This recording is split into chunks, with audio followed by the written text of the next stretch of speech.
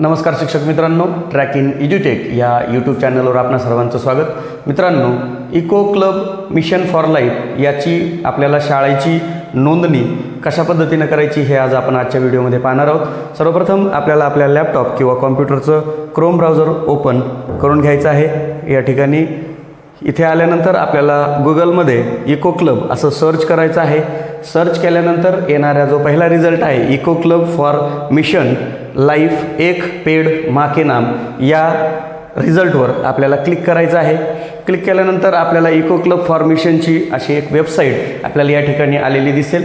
यापूर्वी आपण eco club या अंतर्गत इथं जॉईन द मूवमेंट एक पेड माँ के नाम 2.0 पार्टिसिपेशन फॉर्म आपण यापूर्वी भरलेला आहे। या फॉर्मवरून आपण विद्यार्थ्यांचे पालकांचे आईबरोबरचा फोटो घेऊन आपण या फॉर्ममध्ये घेऊन इथे सबमिट केलेला आहे।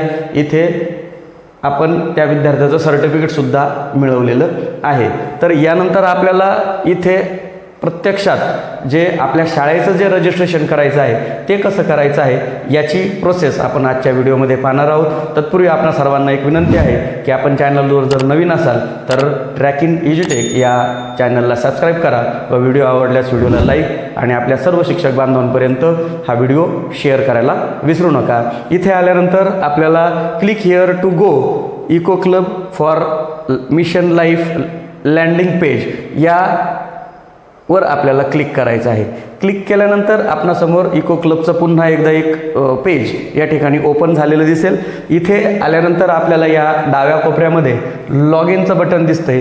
या लॉग इन बटनाला आपल्याला क्लिक करायचं आहे। क्लिक केल्यानंतर इथे school log in, faculty log in आणि स्टेट ॲडमिन लॉग इन असे ऑप्शन आपल्याला इथे दिसत आहेत। यापैकी आपल्याला स्कूल लॉग इनला आपल्याला क्लिक करायचं आहे। क्लिक केल्यानंतर इथे आपल्याला आपल्या शाळेचा UDIS कोड या ठिकाणी टाकून घ्यायचा आहे। UDIS कोड टाकून झाल्यानंतर आपल्याला कंटिन्यू या बटनाला क्लिक करायचं आहे।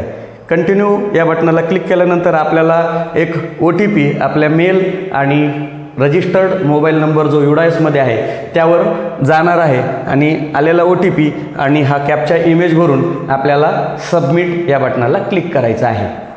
OTP आणि कॅप्चा इमेज बरोबर टाकून घ्यायचे आहे आणि सबमिट या बटनाला आपल्याला क्लिक करायचं आहे। सबमिट केल्यानंतर आपलं लॉग इन सक्सेसफुल होईल। यानंतर आपल्याला एक न्यू पासवर्ड या ठिकाणी सेट करायला येईल। तो पासवर्ड या ठिकाणी आपल्याला दोनदा टाकायचा आहे, त्यामुळे तो काळजीपूर्वक टाकायचा आहे आणि तो पासवर्ड कुठेतरी लिहून ठेवायचा आहे जेणेकरून पुढच्या वेळेस आपल्याला लॉग इन करताना तो लक्षात राहील। तर इथे पासवर्ड सेट करताना आपल्याला नेहमीप्रमाणे एक कॅपिटल लेटर, अल्फाबेट, न्यूमरिक आणि एक साइन या असा एक कॉम्बाईन पासवर्ड आपल्याला या ठिकाणी तयार करायचा आहे आणि अपडेट पासवर्ड याला आपल्याला क्लिक करायचं आहे। आपला पासवर्ड अपडेटेड सक्सेसफुली असं टॅब ग्रीन रंगामध्ये या ठिकाणी येईल। आपल्याला या ठिकाणी लगेचच एक जे इको क्लब फॉर मिशन लाईफचं जे आपल्याला एक नोटिफिकेशन अपलोड करायचं आहे। आपण शाळेमध्ये जो इको क्लब स्थापन केलेला आहे त्याचं जी अधिनियमन आहे तो आपल्याला या ठिकाणी अपलोड करायचा आहे। परंतु बऱ्याच जणांकडून हे अपलोड करणं बाकी आहे। रजिस्ट्रेशन झालं परंतु हे नोटिफिकेशन अपलोड करणं बाकी आहे आणि ते अपलोड करण्यासाठी आपल्याला इथे बघा एक वर्ड फाईलसुद्धा दिलेली आहे की ते आपण वर्ड फाईलमध्ये सुद्धा घेऊन इथून डाउनलोड करून घ्यायचं आहे आणि आपल्याला ते डाउनलोड झालेलं सुद्धा दिसेल। तसंच याची जी PDF आहे किंवा याचं जे मराठीमधलं जे नोटिफिकेशन आहे ते सुद्धा या चॅनलच्या या व्हिडिओच्या डिस्क्रिप्शन बॉक्समध्ये त्याची लिंक दिली जाईल, त्यावरून ते तुम्ही डाउनलोड करून घ्या।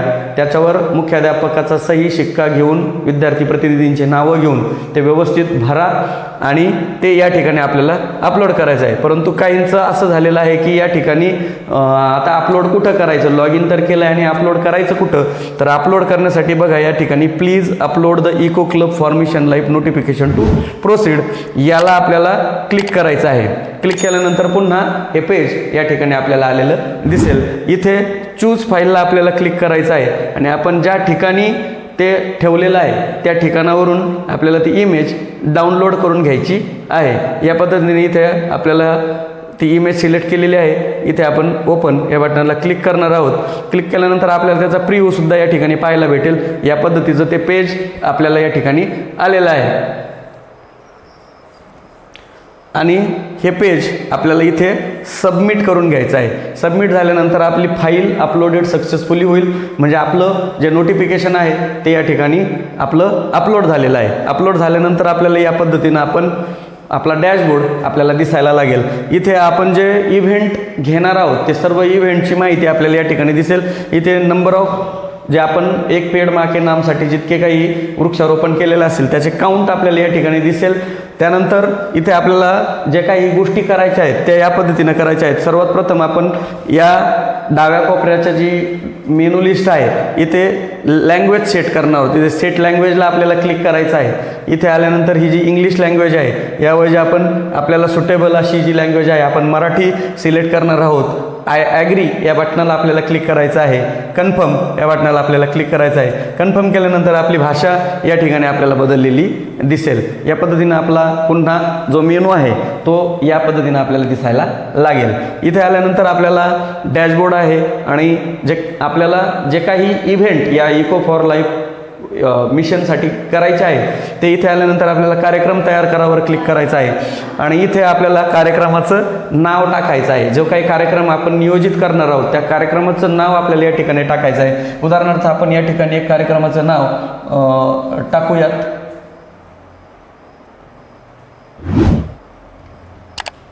समजा आपण मराठीमध्ये सुद्धा इथे हे नाव टाकू शकता.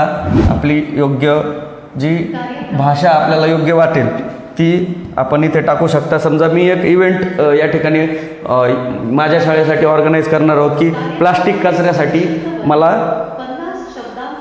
कार्यक्रमाचं नाव द्यायचं आहे. आता इथे कार्यक्रमाचे संक्षिप्त वर्णन 50 शब्दांपेक्षा जास्त नसावे.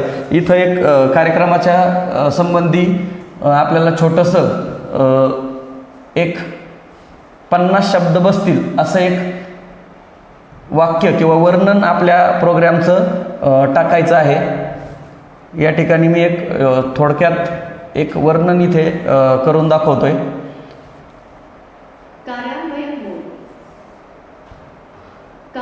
ठीक आहे. या ठिकाणी प्लास्टिक कचराच आपण असं नाव निवडलेलं आहे. इथे मिशन लाईफ थीम आपल्याला निवडायचं आहे की ही मिशन लाईफ थीम नेमकी कशासाठी आहे.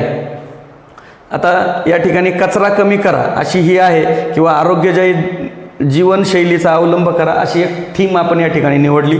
या थीमची जी सब थीम आहे ती नेमकी काय आहे. समजा वृक्षारोपणासंदर्भात ही थीम आहे. इथे कार्यान्वयनाचा मोड आपल्याला घ्यायचा आहे डिजिटल किंवा भौतिक. असं म्हणून डिजिटल प्लॅटफॉर्मवर घेणार आहोत, ऑनलाईन ऑर्गनाईज करणार आहोत की भौतिक आपण फिजिकली त्या ठिकाणी काम करणार आहोत तर आपण या ठिकाणी भौतिक पद्धतीनं निवडूयात. जर आपण ह्या प्लॅटफॉर्मची माहिती डिजिटल स्वरूपात देणार असाल तर आपण त्या ठिकाणी ती डिजिटल निवडायची आहे आणि मग ते इव्हेंट ऑर्गनाईज करायचं आहे. इथे आल्यानंतर पुन्हा कार्यक्रमाचा प्रकार निवडायचा आहे. कृती, जागरूकता. कृती आणि जागरूकता दोन्ही आपल्याला कृती आणि जागरूकता हे दोन्ही उद्देश साध्य करायचे आहेत म्हणून दोन्ही ऑप्शन आपण या ठिकाणी निवडू शकता. इथे कार्यक्रमांची संख्या किती कार्यक्रम आपण घेणार आहोत इथे एक छोटा मेनू आहे 1 किंवा 2 असं आपल्याला सिलेक्ट करायला येईल. त्यानंतर कोणत्या दिवशी आपल्याला हा इव्हेंट ऑर्गनाईज करायचा आहे हा कार्यक्रम आपल्याला घ्यायचा आहे. आता उदाहरणार्थ मी या ठिकाणी आपल्याला या ठिकाणी या कॅलेंडरला क्लिक करून आपल्याला इथे कॅलेंडर दिसेल. हे जुलै महिन्याचं कॅलेंडर आहे. समजा मला 15 ऑगस्ट रोजी एक कार्यक्रम या ठिकाणी घ्यायचा आहे, वृक्षारोपण घ्यायचं आहे किंवा मी कचऱ्यासाठीचा ऑप्शन निवडला आहे. इथे ही तारीख सिलेक्ट केलेली आहे. ही तारीख इथे आलेली आहे. पुन्हा आपण या ठिकाणी वेळसुद्धा सिलेक्ट करू शकतो की आपण कोणत्या वेळेला आपल्याला तो प्रोग्राम घ्यायचा आहे. समजा सकाळी आपल्याला समजा 10 वाजता घ्यायचा आहे, किती वाजून किती मिनिटांनी घ्यायचा आहे हे प्रोग्राम आपण इथे सेट करायचा आहे. तो टायमिंग ॲटोमॅटिक इथे आलेला दिसेल. त्यानंतर आपलं राज्य ॲटोमॅटिक आलेलं आहे, जिल्हा आलेला आहे आणि इथे आपल्याला शहराचं नाव आपल्याला टाकायचं आहे. या ठिकाणी आपण शहराचं नाव सिलेक्ट करून घेऊया. शहराचं नाव या ठिकाणी आलेलं आहे आणि इथे सादर करा किंवा सबमिट करा यावर आपल्याला करायचं आहे. इथे इव्हेंट रजिस्टर आपला झालेला आहे. त्यानंतर आपण जर याला क्लिक केलं तर आपल्या थीमचं नाव, आपल्या उपथीमचं नाव आपल्याला या ठिकाणी आपली थीम आलेली आपल्याला या ठिकाणी दिसायला लागेल. यानंतर आपण हेच जे कार्यक्रमाची यादी जसे जसे आपण या कार्यक्रम व्यवस्थापनामधून अजून इव्हेंट आपण हा एक इव्हेंट आपण घेतलाय पहा, इथे इव्हेंट निवडायला क्लिक केलं तर आपल्या इव्हेंटच्या सगळ्या गोष्टी आपल्याला इथे दिसायला लागतील. कार्यक्रमाची यादी जर केली तर आपल्याला या ठिकाणी जितके आपण इव्हेंट कार्यक्रम शेड्यूल करू ते सर्व कार्यक्रम आपल्याला या ठिकाणी दिसायला लागतील. इथे इको कॅलेंडर आहे बघा, या महिन्याच्या कॅलेंडरमध्ये आपलं काय प्रोग्राम आपण फिक्स केलेले आहे ते या ठिकाणी आपल्याला दिसायला लागतील. त्यानंतर आत्ताच जो आपण प्रोग्राम सेट केला तो पुढील महिन्यासाठी होता, तर ऑगस्टमध्ये 15 तारखेला आपण प्लास्टिक वेस्ट म्हणून एक प्रोग्राम नियोजन केलेलं आहे, कार्यक्रमाचं नियोजन केलेलं आहे. त्याचं कॅलेंडर आपल्याला इथे ॲटोमॅटिक दिसायला लागतंय आणि हे कॅलेंडर सेट ॲटोमॅटिक होतं आहे. आपण वेगवेगळ्या पद्धतीनं कोणत्याही तारखेला आपल्या नियोजनानुसार ही तारीख सिलेक्ट करायची आहे. त्यानंतर इथे कार्यक्रम आपल्याला असाइन करायचा आहे आणि त्यासाठी आपल्याला इथे समजा हा कार्यक्रम सिलेक्ट करायचा आहे, परंतु इथे आपल्याला शिक्षकाची नोंदणी करायची. मग आता नोंदणी तर आपण करायची आहे, मग ती कुठून करायची आहे? या ठिकाणी विद्याशाखा व्यवस्थापनमध्ये जायचं आहे. इथे आल्यानंतर आपल्याला इथे शिक्षकाचं नाव आपल्याला टाकून घ्यायचं आहे. समजा आपण इथे एक नाव शिक्षकांचे घेऊयात उदाहरणासाठी. त्यांचा ईमेल ID आपण या ठिकाणी टाकून घेणार आहोत.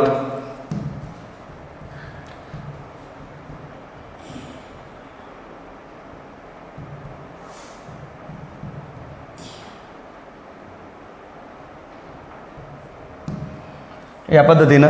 त्यानंतर इथे कर्मचाऱ्याचा ID आपल्याला टाकायचा आहे. हा ID आपण या ठिकाणी शालार्थ ID टाकू शकता किंवा सरळचाही ID आपण या ठिकाणी टाकू शकता.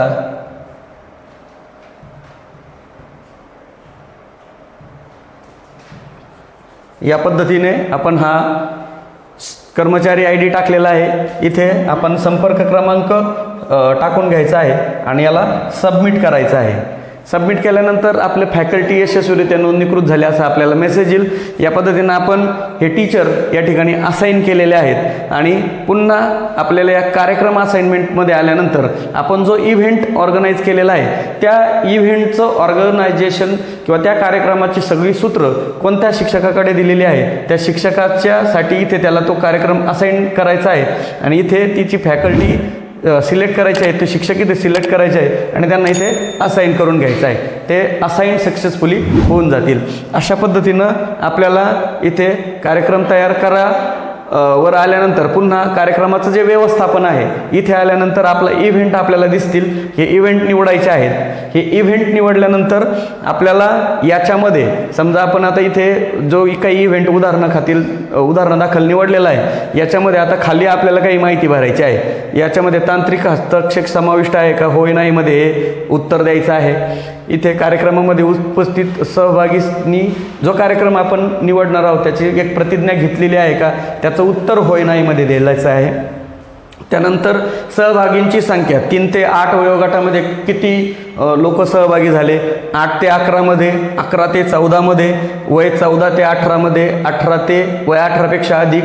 पुन्हा आपलं राज्य जिल्हा शहराचं नाव इथे येईल आणि जिओ टॅगिंग केलेले किमान 5 फोटो आपल्याला या ठिकाणी अपलोड करायचे आहेत. जास्तीत जास्त आपण 5 फोटो इथे अपलोड करू शकतो. या फोटोला इथं शीर्षक द्यायचं आहे आणि कोणता फोटो आपण अपलोड करतोय त्याची साईज 5 MB पर्यंत आपल्याला करता येईल आणि व्हिडिओसुद्धा आपण या ठिकाणी अपलोड करू शकतो. व्हिडिओला इथे शीर्षक द्यायचं आहे. त्या व्हिडिओची साईजसुद्धा आपण 5 MB ठेवायची. जास्तीत जास्त 3 व्हिडिओ आपण या ठिकाणी अपलोड करू शकतो. समजा इथे झाडांची संख्या असेल तर किती झाडं लावली ते झाडं लावलेल्याची संख्या इथं टाकायची आहे आणि अपडेट या बटनाला आपल्याला क्लिक करायचं आहे. अशा पद्धतीनं आपण हा इव्हेंट कशा पद्धतीनं सादर केला किंवा कशा पद्धतीनं घेतला तर त्याचं सर्व व्यवस्थापन आपल्याला या ठिकाणी दिसेल आणि या डॅशबोर्डवर एकूण कार्यक्रमांची संख्या आपल्याला दिसेल, लागवड केलेल्या रोपांची संख्या दिसेल, उत्पादित कापणीची रक्कम दिसेल, गोळा केलेला कचरा आपल्याला या ठिकाणी दिसेल.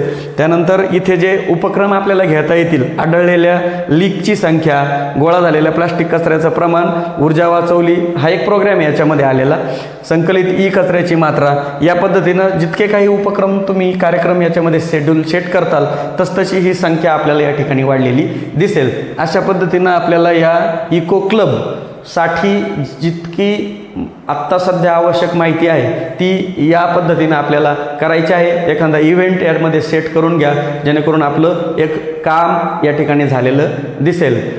या पद्धतीनं आपल्याला इको क्लबची स्थापना करून इको क्लबचं नोटिफिकेशन अपलोड करायचं आहे आणि या पद्धतीनं संपूर्ण रजिस्ट्रेशन प्रक्रिया आपण या व्हिडिओमध्ये पाहिली. व्हिडिओ आवडल्यास व्हिडिओला लाईक करा, शेअर करा. धन्यवाद.